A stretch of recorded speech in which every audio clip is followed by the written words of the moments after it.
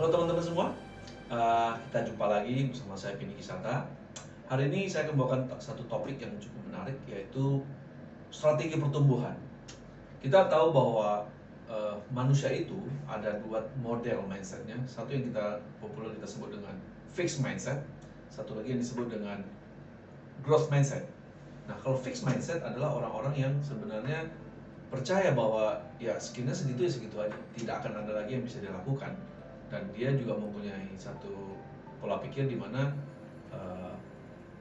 tidak ada lagi yang bisa dia kerjakan, tidak ada lagi peningkatan yang dia bisa kerjakan yang membuat dirinya menjadi lebih baik. Ibaratnya ya dia menerima sebagaimana dirinya sekarang. Kalau ada sesuatu yang dia tidak bisa lakukan, dia akan berhenti karena dia percaya bahwa ya, dia tidak bisa, bukan di situ bakatnya dan lain-lain. Berbeda dengan orang yang growth mindset, yaitu orang yang percaya bahwa dirinya akan tetap bertumbuh. Dia betul awal dia nggak ngerti, tapi kalau dia pelajari pelan-pelan, dia percaya bahwa skill itu bisa di-acquire atau didapatkan melalui latihan dan waktu yang dia dedikasikan untuk skill tersebut. Nah, para ahli percaya bahwa orang-orang sukses itu cenderung ada orang yang growth mindset. Orang-orang growth mindset ini orang yang senantiasa ingin bertumbuh. Nah, hari ini kita akan deep down bagaimana sih sebenarnya orang-orang yang growth mindset ini melakukan strategi atau punya strategi apa sih yang mereka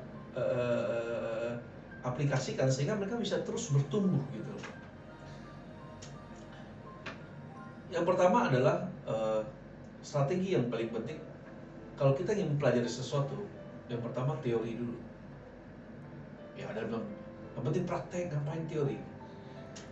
Kalau kita melihat dan mengamati bagaimana Elon Musk, kemudian Facebook, Mark Zuckerberg, mereka senantiasa mengatakan bahwa skill yang mereka miliki itu mereka pelajari dulu, mereka baca banyak buku. Kita bisa bayangkan bagaimana Elon Musk itu bisa membangun mobil listrik Tesla, Boring Company, bagaimana untuk kereta massal yang sangat cepat, hypersonic, kemudian membangun roket untuk terbang ke Mars, kemudian membangun solar city, dan ya kelihatannya tabrakan sana sini. Dimana awalnya dia membangun PayPal, yaitu transfer keuangan melalui dunia internet atau digital. Nampaknya skillnya sangat bertolak belakang dan hampir tidak mungkin satu orang bisa menguasai begitu banyak bidang-bidang yang kita boleh katakan itu kelas berat. Tapi apa yang dilakukan oleh Mas salah satunya adalah dia rajin membaca buku mengenai skill yang dia ingin acquire. Jadi ini adalah poin penting untuk kita amati bahwa bacalah buku yang mengenai skill atau bidang yang ingin Anda geluti. Kita juga tahu bagaimana Profesor Reinhard Kasali mengencourage kita baca buku. Bagaimana Facebook, Mark Zuckerberg, katanya senantiasa baca buku. Nah, jadi selain membaca buku, kita juga bisa mempelajari teori, apalagi kalau sekarang lewat Google, lewat YouTube, atau lewat seminar, atau kita bisa minta bantuan mentoring. Ya, salah satu yang paling penting adalah di topik sebelumnya saya pernah membahas mengenai ekosistem kita. Jika kita senantiasa bergaul dengan orang yang ahli di bidang yang kita pelajari, otomatis lama-kelamaan kita akan ahli dan kita mudah untuk mendapatkan jawaban yang kita nggak ngerti atau meminta mereka untuk ngajarin kita supaya kita mau mengerti. Nah, teori ini menjadi penting karena menjadi fondasi dasar kita menguasai bidang itu. Semakin kita mempelajari teori, awalnya memang agak sulit dan kita nggak ngerti apa yang kita pelajari. Tapi kalau lama-lama kita tekuni, lama-lama akan terkoneksi.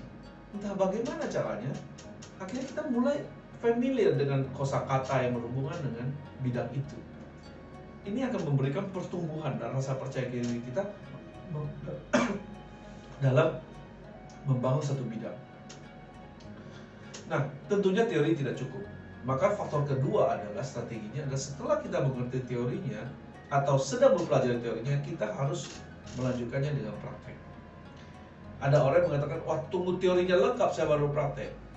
Kalau saya pribadi, menurut pendapat saya, Anda bisa sambil belajar teorinya sambil melakukan praktek-praktek kecil. Nah, misalnya kalau kita bilang teori, bagaimana teori saya berbisnis? Mungkin Anda baca banyak buku entrepreneur, berteman dengan entrepreneur.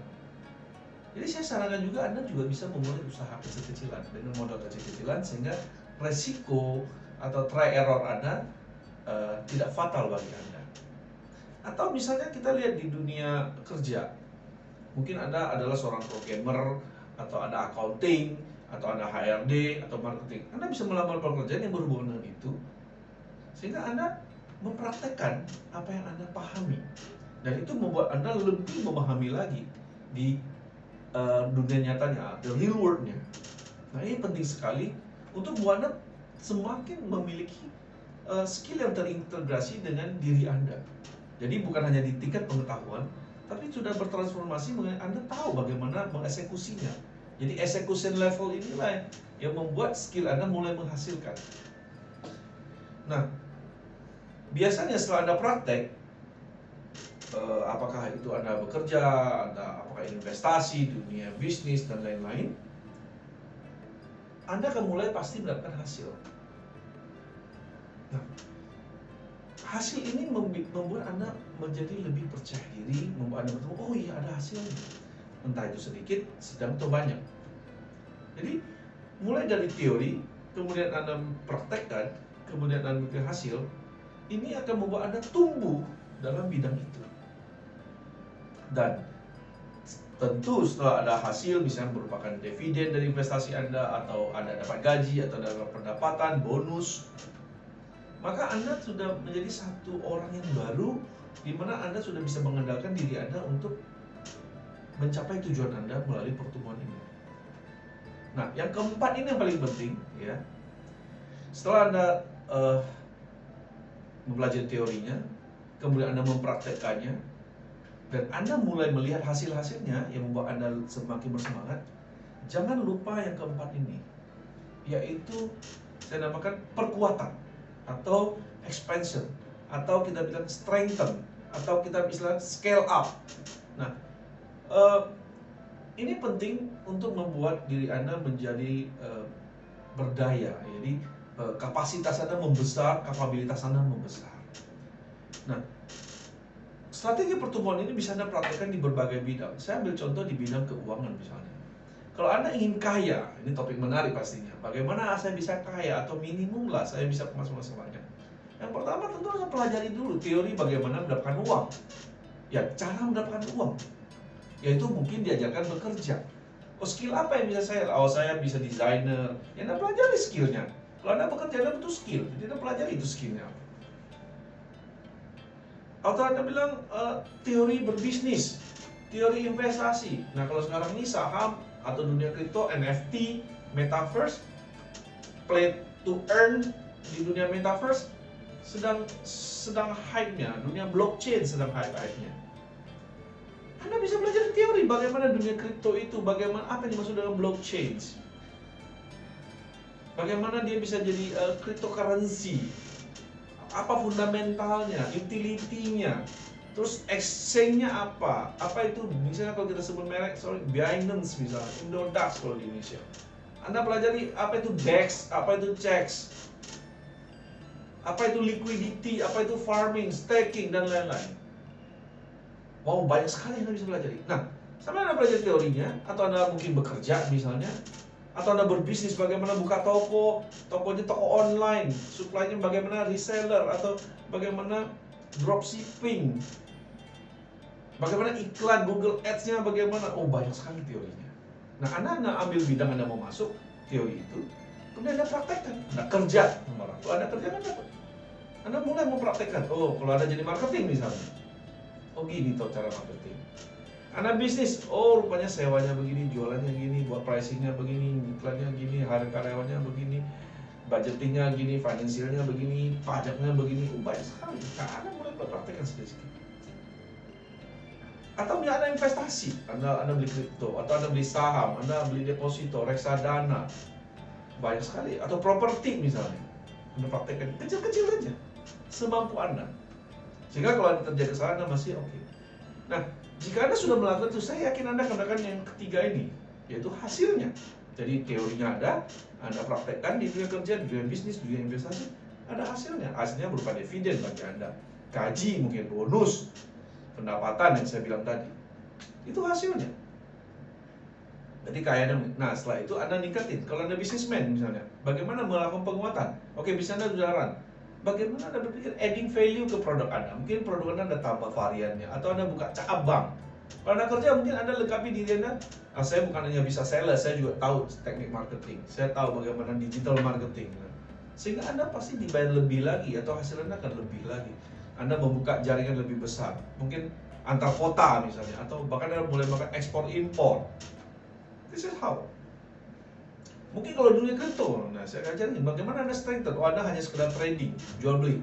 Mungkin lama-lama Anda main staking, Anda bisa main farming, atau bahkan Anda mulai main NFT. Bahkan mungkin Anda bisa ciptain token Anda sendiri, Anda punya proyek sendiri, ada kerjasama.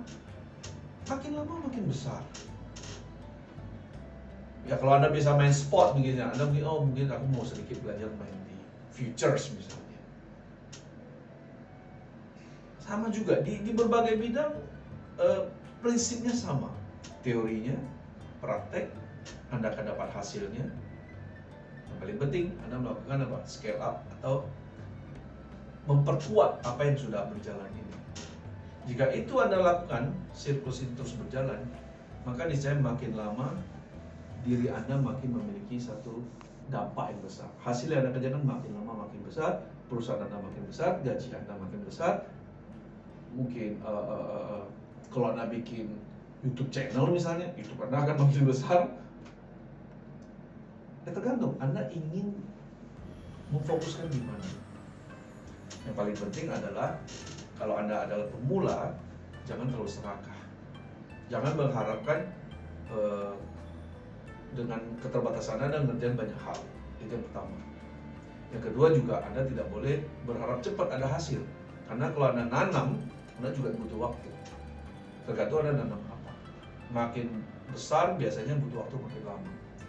Kita jangan terobsesi atau melihat orang sukses ketika, apalagi sekarang zaman media sosial, media TikTok segala macam, orang melakukan flexing sana sini, memamerkan dan betapa cepat mereka kekayaannya. Kita lihat hasil sekarang kan, bagaimana di balik itu banyak hal-hal yang sebenarnya kurang pas, sehingga membawa masalah tersendiri bagi mereka. Sukses tetap harus butuh proses, butuh waktu. Tapi caranya kalau tepat, dia bisa lebih cepat. Sekian, terima kasih.